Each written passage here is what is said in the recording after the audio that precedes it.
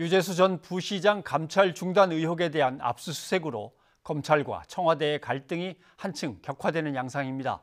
청와대는 검찰이 비위 혐의자의 진술에 의존해 2번이나 압수수색을 했다며 강한 유감을 표명했습니다.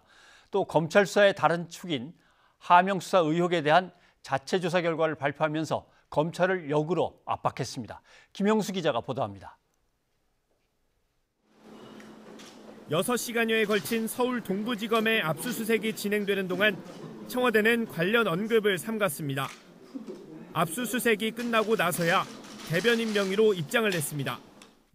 검찰이 요청한 자료는 지난해 12월 김태우 사건 때 압수한 자료와 대동소이했다며 비위 혐의가 있는 제보자의 진술에 의존해 청와대를 거듭 압수수색한 것은 유감이라고 밝혔습니다.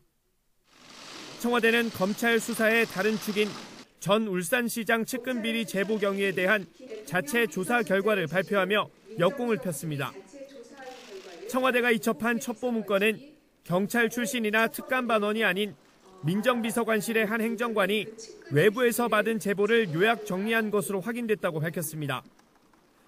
A 행정관이 재작년 SNS를 통해 받은 김기현 전 울산시장 측근 비리 제보를 요약 편집해 문건을 정리했다는 겁니다. 제보자는 A 행정관이 알고 지내던 공무원이고 정당 소속은 아니라고 청와대는 밝혔습니다.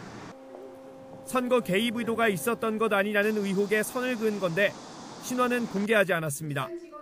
A 행정관은 외부 메일망의 제보 내용을 문서 파일로 옮겨 요약하고 일부 편집하여 제보 문건을 정리하였으며 그 과정에서 새로이 추가한 비위 사실은 없습니다.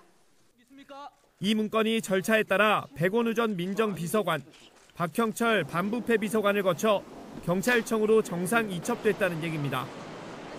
다만 백 전 비서관은 이런 사실을 기억하지 못하고 있다고 청와대는 밝혔습니다.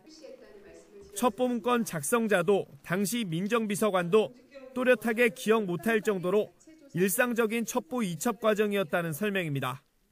청와대가 전 울산시장 주변 수사와 관련한 첩보 작성 경위를 자세하게 밝힌 것은 숨진 전 특감반원이 이번 사안과 무관하다는 점과 검찰 수사가 무리하게 진행되고 있다는 점을 동시에 강조하려는 뜻으로 보입니다. YTN 김영수입니다.